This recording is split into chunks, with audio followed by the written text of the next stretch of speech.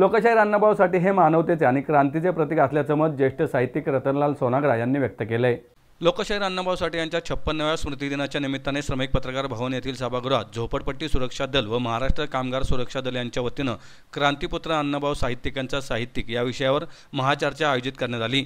याप्रसंगी महाचर्चेचे उद्घाटन आमदार लहू कानडे यांनी केले, तर कार्यक्रमाच्या अध्यक्षस्थानी ज्येष्ठ साहित्यिक रतनलाल सोनाग्रा होते।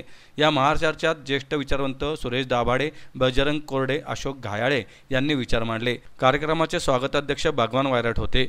या कार्यक्रमात अण्णाभाऊ साठेंचे स्मरण ठेवून महाराष्ट्राचे लोक कलावंत, सिने पार्श्वगायक शाहीर नंदेश उमाप तसेच देवमाणूस या लोकप्रिय मालिकेतील अभिनेत्री रुक्मिणी सुतार, प्राणीमित्र धर्मेंद्र पाटील, दलित चळवळीतील अभ्यासू विचारवंत प्राचार्य अरुणा गाडे, पुण्याचे ज्येष्ठ पत्रकार साहित्यिक अविनाश गोडबोले यांना अण्णाभाऊ साठे पुरस्काराने गौरवण्यात आले।